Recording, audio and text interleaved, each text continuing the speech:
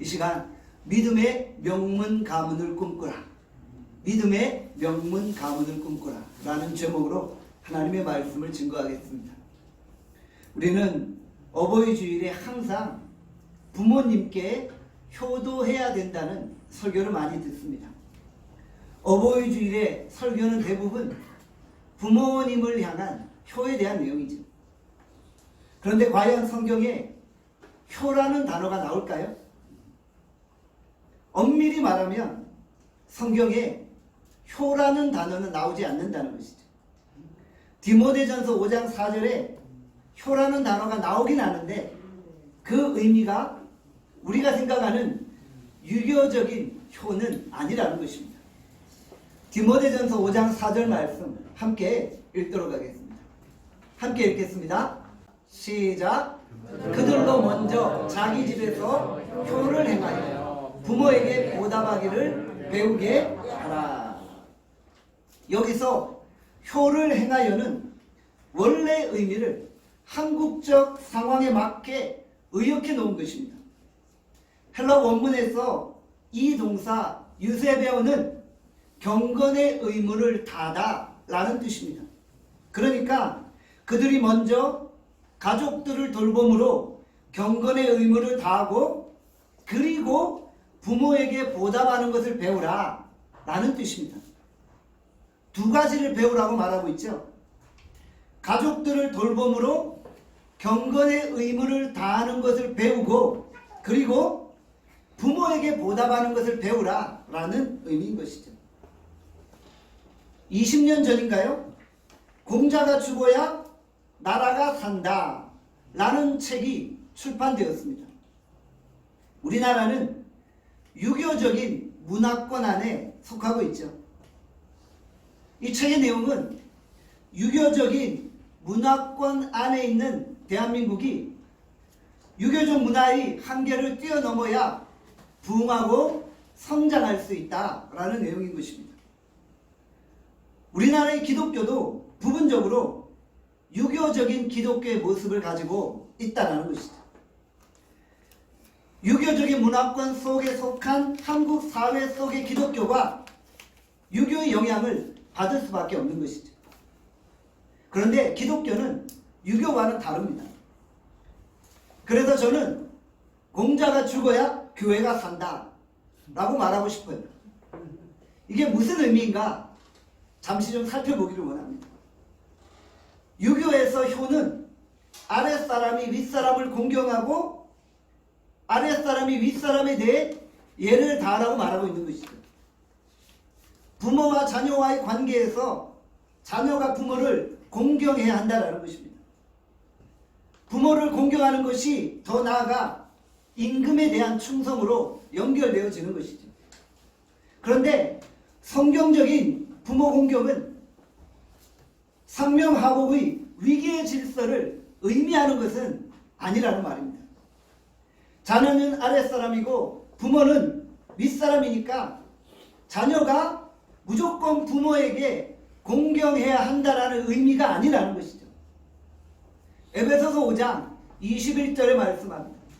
다 함께 읽겠습니다. 시작. 그리스도를 경외함으로 피차 복종하라. 피차 복종하라 라고 말씀하고 있죠. 자녀는 부모에게 복종해야 하고 부모도 자녀에게 복종해야 하는 거예요. 복종하다라는 표현이 좀 이상하니까 부모도 자녀의 말에 귀를 기울여야 한다는 것입니다. 예수 그리스도 안에서 부모와 자녀는 서로 피차 복종하는 관계에 있다는 것이죠. 성경에서 부모와 자녀와의 관계는 일방적인 것이 아니라 상호적인 것임을 말씀하고 있는 것입니다. 에베소서 5장 18절에 이렇게 말씀하죠. 함께 읽겠습니다. 시작. 술 취하지 말라. 이는 방탕한 것이니 오직 성령으로 충만함을 받으라. 성령으로 충만함을 받으라고 말씀하면서 부모와 자녀와의 관계에서 서로 피차 복종하라 이렇게 말하고 있는 거예요. 성령이 충만하면 관계가 회복되어진다는 것이죠. 우리가 성령 충만하면 사람들과의 관계에서 피차 복종하게 되어진다는 거예요. 부모와 자녀, 남편과 아내, 주인과 종, 교사와 학생과의 관계에서 성령 충만함으로 서로 복종하게 되어진다는 것이죠. 모두가 주 안에서 높고 낮음이 없이 동일한 인격체인 거예요. 부모와 자녀가 서로 동일한 인격체고, 남편과 아내가 서로 동일한 인격체고, 상전과 종이 서로 동일한 인격체라는 거예요. 그러니까 우리는 예수 그리스도 안에서 피차 서로 복종해야만 한다는 것이죠. 그리고 우리가 진정 성령 충만할 때 사회생활, 가정생활, 직장생활에서 서로 피차 복종하는 회복의 관계를 이루게 되어진다는 것이죠. 성경이 말하는 효는 권위주의나 위계의 질서가 없는 효이고 서로 존중하는 효인 것입니다. 서로 상호적인 효를 말씀하고 있는 것이죠. 그러니까 유교의 효와는 약간 거리가 멀다는 것이죠. 유교에서 효는 백행지본이다 라고 말하죠. 부모 공경이 모든 행동의 근본이다 라고 말합니다. 그런데 성경은 여호와를 경외하는 것이 백행지본이다 라고 말하고 있는 거예요. 하나님을 경외하는 것이 모든 행동의 기준이 되어진다는 것이죠. 우리는 무슨 일을 하든지 하나님을 경외함으로 죽게 하듯 서로에게 행해야 한다는 것이죠. 효경에서 공자가 하늘과 땅이 낳은 것 중에서 사람이 가장 귀하고 사람의 행실에 있어서 효보다 귀한 것이 없다라고 말했습니다. 그런데 성경에서는 하나님을 경외하는 것이 제일 귀한 거예요. 하나님을 경외하는 것이 제일 소중한 것이라고 말씀하고 있다. 그래서 성경은 하나님을 제대로 경외하면 자기 부모도 경외하게 되어지는 것이죠. 성경이 하나님을 경외함으로 자연스럽게 부모도 경외하게 되어진다라고 말씀하고 있는 것이죠. 하나님을 경외함이 모든 행동의 시작점인 것입니다. 하나님을 경외하는 자는 하나님이 허락하신 부모도 경외하게 되어진다라는 것입니다. 부모 공경은 하나님을 경외함이 그 바탕이 되어진다라는 것이죠. 하나님을 경외하는 실천 사항이 바로 부모 공경이라는 것이죠. 또한 효경에 보면 신체발부, 수지부모, 불감회상, 효지시야라고 말하고 있어요. 사람의 신체와 머리털과 피부는 모두 부모에게 받은 것이니 감히 훼손하지 않는 것이 효의 시작이다 라고 말하고 있죠.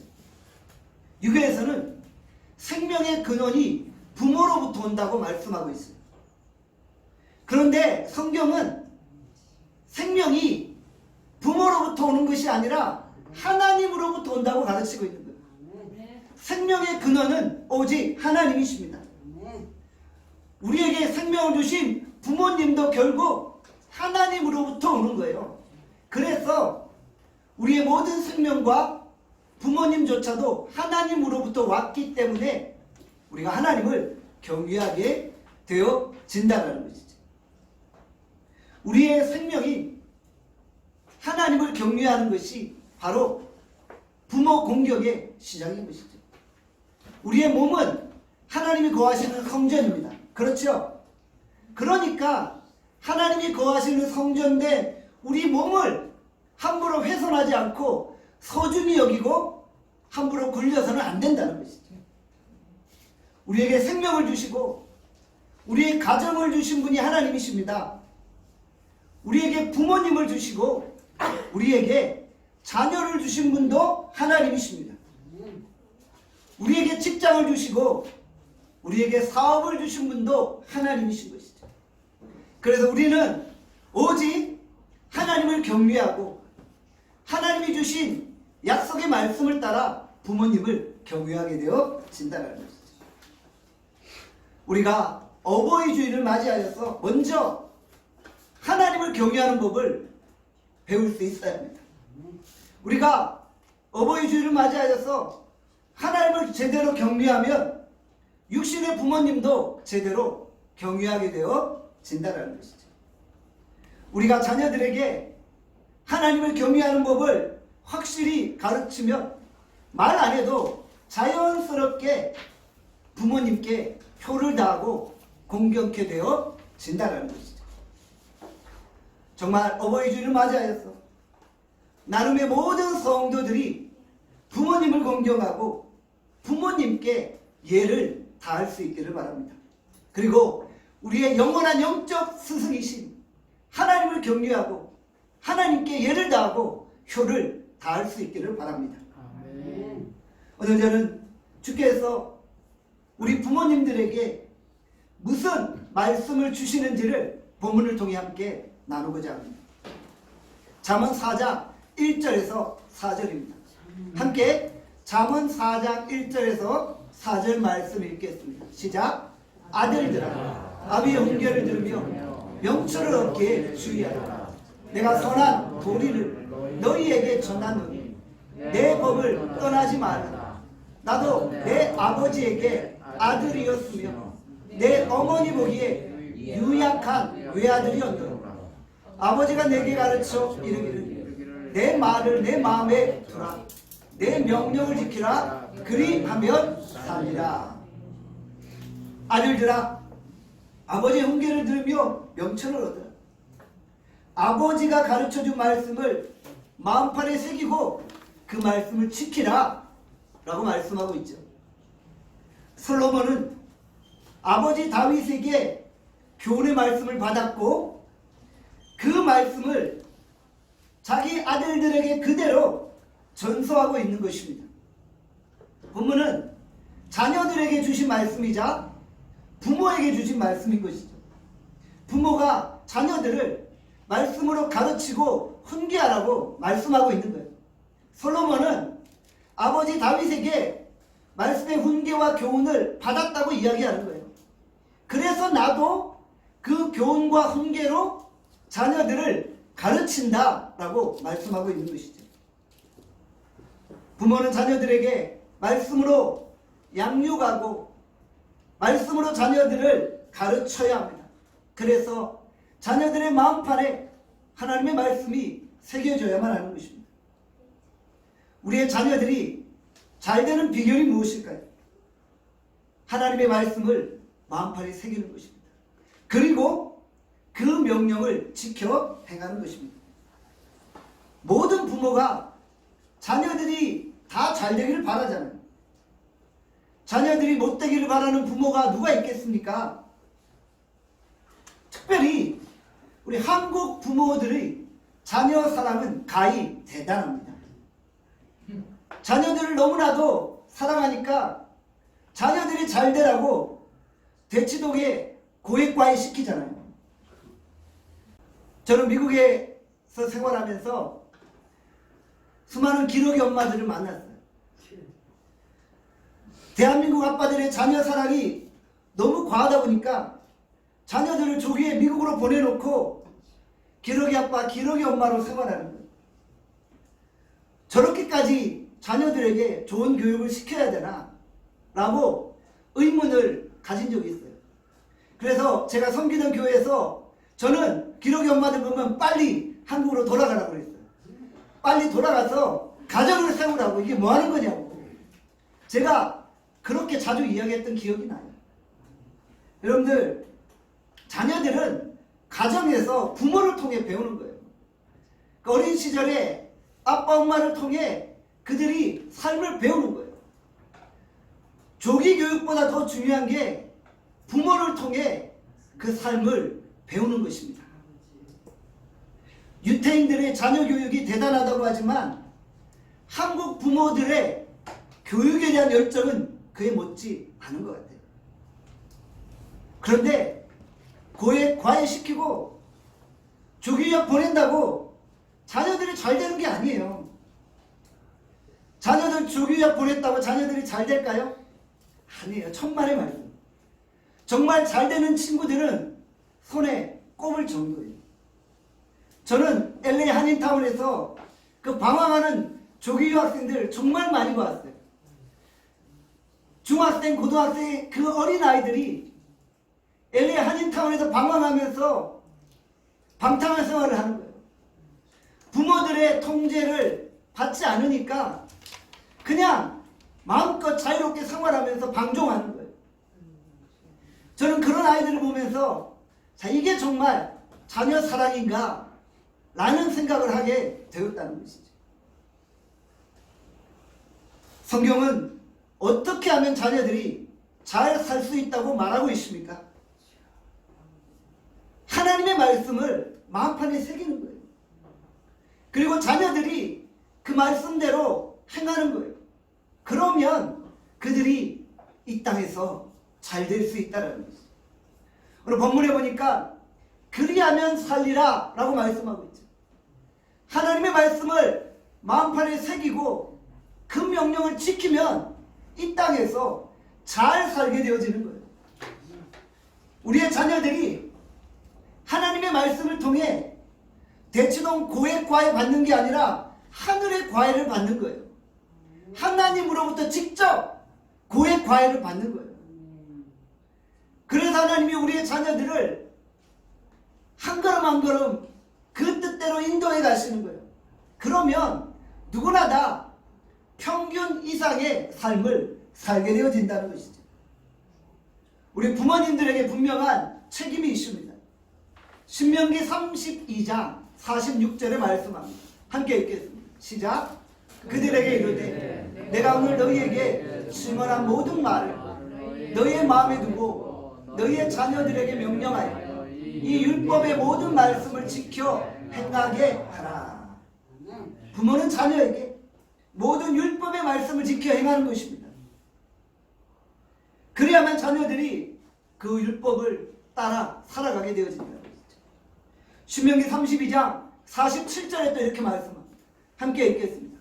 이는 너희에게 헛된 일이 아니라 너희의 생명이니 이 일로 말미암아 너희가 요단을 건너가 차지할 그 땅에서 너희의 날이 장구하리라. 이는 너희에게 헛된 일이 아니라 너희의 생명이다. 우리의 자녀들의 생명 같은 삶의 원동력이 뭐라는 거예요? 바로 하나님의 말씀이라는 거예요. 하나님의 말씀을 지키는 것이 자녀들의 인생의 생명이라는 거예요. 자녀들이 하나님의 말씀을 생명처럼 여기고 살아갈 때 그들이 거하는 땅에서 장구하고 잘되며 번성하며 흥왕하게 되어 진다라고 말씀하고 있습니다. 바로 우리의 자녀들에게 말씀을 숨겨주는 것이 바로 그들이 사는 길입니다. 말씀을 붙들 때 이 땅에서 잘되게 되어지는 것입니다. 이것은 자녀 교육에만 해당되는 말씀은 아닙니다. 우리가 이 땅에서 잘되기 위해서 어떻게 해야만 합니까? 하나님의 말씀을 지켜 행하는 것입니다. 그러면 주께서 우리를 도와주시는 것입니다. 우리가 하나님을 경외하며 하나님께서 우리의 직장과 사업과 일터를 축복해 주시는 것입니다. 우리가 여호와 하나님을 경외하며 주께서 재물 얻는 능력도 주시고 우리가 손대는 일마다 아브라함의 축복으로 함께 주시는 것입니다.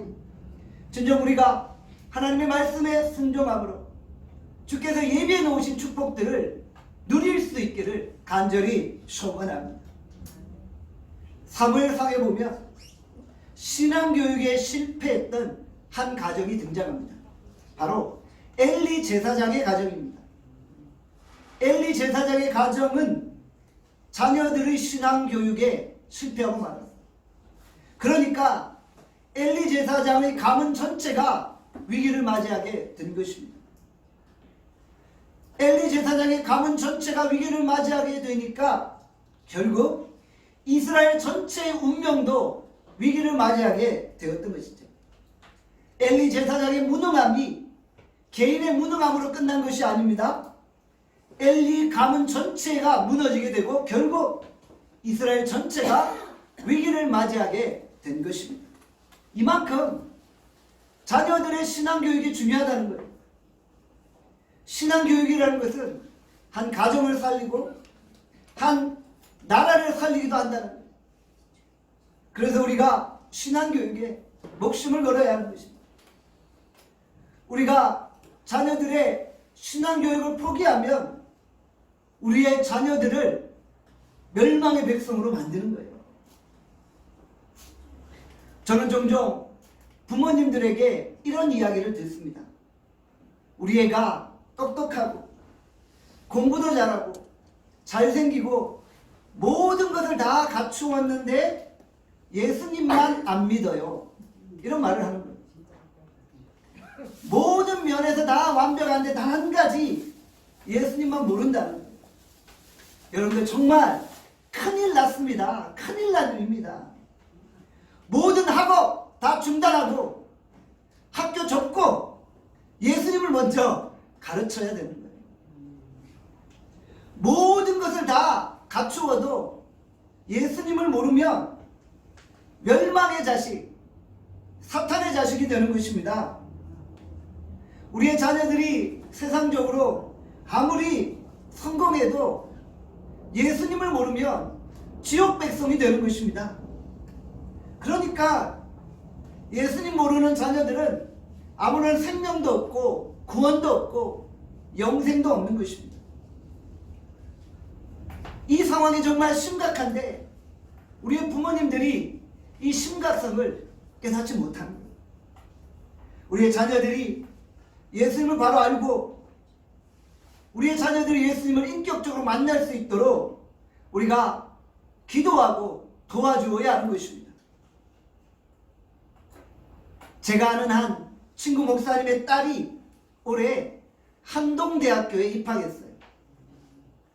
제가 얼마 전 친구를 만나서 한동대학교에 관한 소식을 듣고 깜짝 놀랐어요. 한동대학교는 신앙교육 하나는 제대로 시키는 것 같아요. 매 학기마다 학기 시작 전 붕회를 합니다. 학생들이 1년에 다 일독을 해야 돼요. 성경을 한 번 읽어야 돼요. 정기적으로 금식 기도를 하고 캠퍼스에서 속으로 성경 공부를 하는 거예요. 저는 그 소식을 듣고 깜짝 놀랐어요. 아니 한동대의 자녀들을 목회자로 키우려고 저러는 건가? 그런 생각이 들 정도였어요. 정말 강력하게 신앙훈련을 시키는 거예요. 신앙훈련 하나는 제대로 시킨다. 그런 생각을 했어요. 그런데 한번 생각해 보세요. 우리의 자녀들이 이처럼 스파르타식으로 신앙훈련을 제대로 받지 아니하면 어떻게 세상 속으로 들어가 세상을 변화시킬 수 있겠어요? 여러분들 우리의 자녀들이 강력한 신앙으로 무장하지 않으면 세상 속에서 세상과 타협하고 세상과 동화되어지는 삶을 살기 쉽다라는 거예요. 정말 강력한 신앙훈련을 받은 자만이 세상을 뒤집어엎고 세상을 변화시키는 강력한 그리스도의 군사가 되어진다는 것입니다. 세상 문화와 세상의 도전이 결코 만만치 않습니다. 그것과 싸우기 위해서는 우리의 자녀들이 정말 스파르타식으로 신앙훈련을 받아야 하는 것입니다. 저는 우리의 자녀들이 이런 신앙의 훈련으로 강력하게 무장할 수 있기를 간절히 소원합니다. 하나님을 경외하는 것이 지혜와 지식의 근본입니다. 다른 거는 좀 부족하고 성적도 좀 떨어져도 괜찮아요. 2등급 받을 거 3등급 받아도 괜찮아요. 그것이 죽고 사는 문제가 아니라는 거예요. 다음에도 노력하면 되잖아요. 그러나 하나님을 모르면 괜찮은 것이 아닙니다. 하나님을 모르면 그 인생은 멸망으로 향하는 인생이 되어지는 것입니다. 우리가 자녀들에게 하나님의 말씀을 가르치고 그 말씀을 통해 가정이 세워지고 교회가 세워지고 나라와 민족이 세워지고 자손 만대가 대대로 세워질 수 있기를 간절히 소원합니다. 제가 믿음의 명문 가족들을 쭉 찾아봤더니 모두 가족들이 함께 모여 예배를 드리는 그런 가문이었습니다. 우리의 신앙의 전수는 예배를 통해 이루어지는 것입니다. 예배를 드리며 하나님의 말씀을 듣고 우리가 그 말씀의 힘으로 세상을 향해 나아가는 것입니다.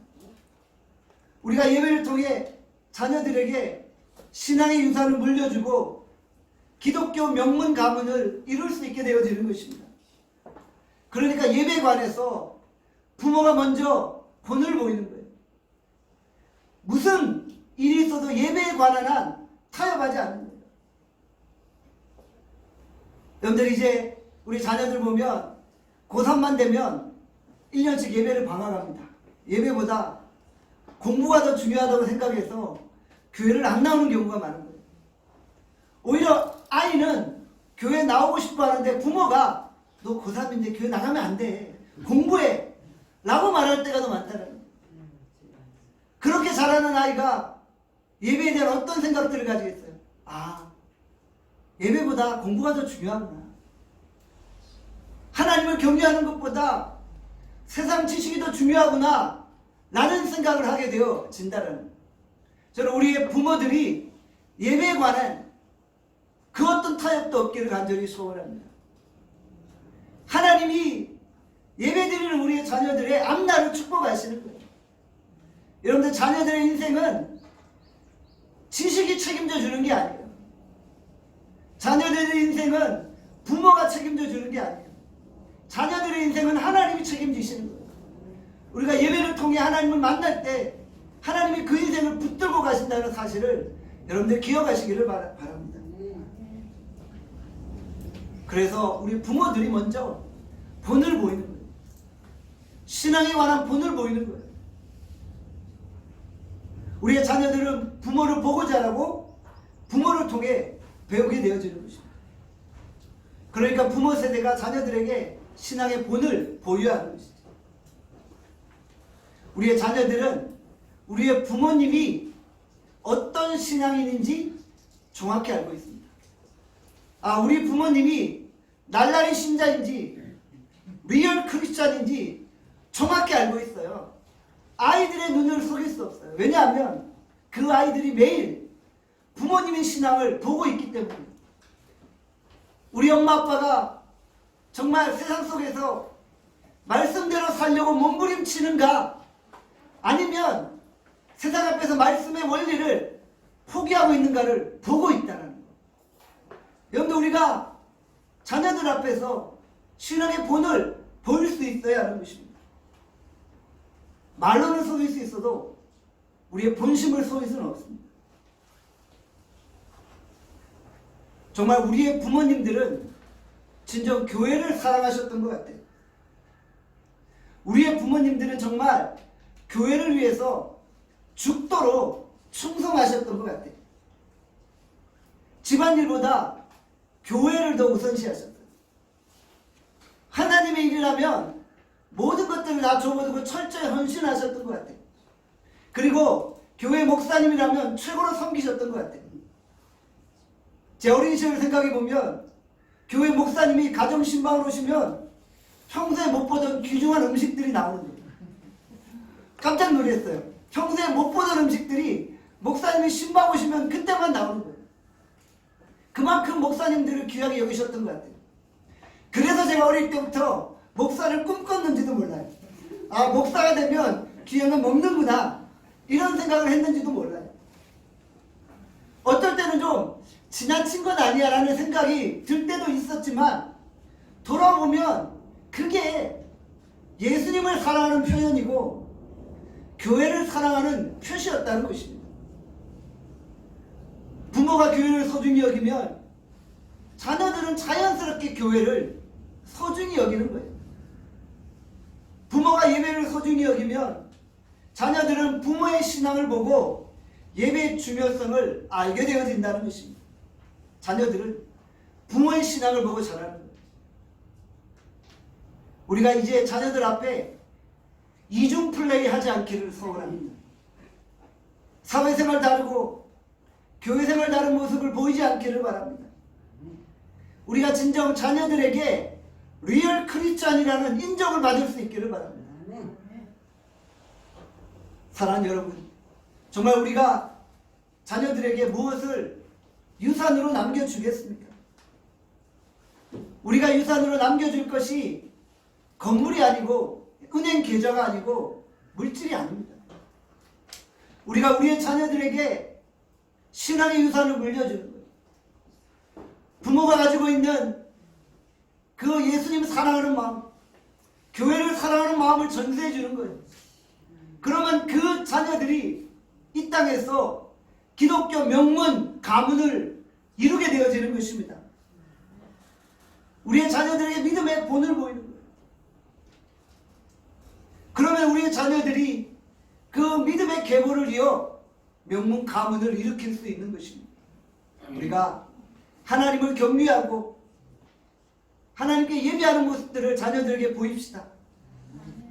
우리가 하나님을 경외할 때 우리의 자녀들은 자연스럽게 하나님을 경외하듯 부모를 경외하게 되어지는 것입니다.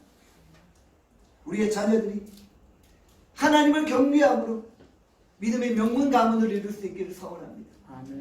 우리가 진정 하나님의 말씀대로 지켜 행함으로 이 땅에서 잘되고 강건하고 장수하는 축복을 누릴 수 있기를 소원합니다.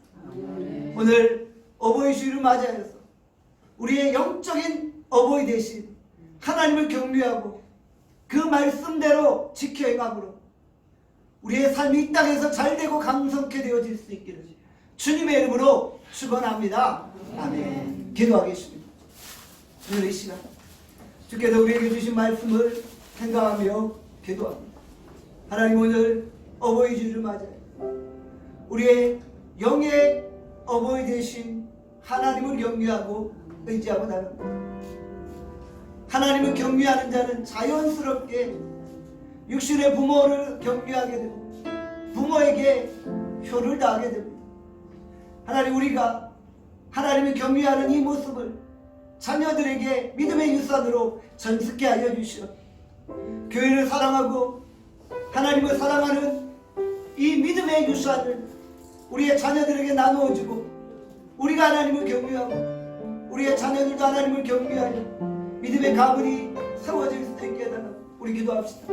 하나님, 우리의 삶을 축복하시고 하나님, 우리가 하나님의 말씀대로 순종할 때 이 땅에서 잘되고 강성케 되어진다 약속하신다. 그 약속대로 이루어달라. 우리 이 시간 주여 한번 외치고 통성으로 기도합니다. 함께 기도하겠습니다. 주여 아버지, 오늘도 우리가 어버이 주일을 맞이 철저히 하나님 경외하고 의지하고 나가 하나님, 우리 은혜와 긍휼을 부어주시오. 하나님 아버지, 우리 먼저는 하나님을 경외하게 되고 하나님을 경외하는 것은 지혜와 지식의 근본이고 하나님을 경외하는 것이 하나님 내 삶의 성공의 비결임을 보면 하나님을 경외하는 것이 자연스럽게 부모를 경외하게 되어지는 것입니다. 오늘도 주의 말씀을 우리의 마음판에 새기게 하여 주시고 우리가 진정 하나님의 말씀을 쫓아갈 수 있도록 인도하여 주시기를 간절히 소원합니다. 우리의 자녀들에게 무엇을 유산으로 물려주겠습니까? 하나님 경외하는 법을 가르치면 저들이 하나님을 인격적으로 만나서 날마다 우리가 지도할 수 있게 하여 주시오. 하나님, 우리의 자녀들이 정말 이 세상을 변화시키는 거룩한 하나님의 사람을 얻기 위해 정말 철저한 신앙 훈련이 필요하고 세상과 타협하지 아니하고 세상 속에서 정말 세상의 가치를 뛰어넘고 하늘의 가치를 추구하는 자로 이 땅을 살아갈 수 있고 저들을 세우시기를 간절히 소원합니다. 우리 나눔의 모든 가족 정말 믿음의 명문 가문을 이룰 수 있고 하나님, 우리에게 은혜 더하여 주시기를 하나님, 이와 주간 우리가 행하는 모든 일들을 되게 하여 주시고 하나님,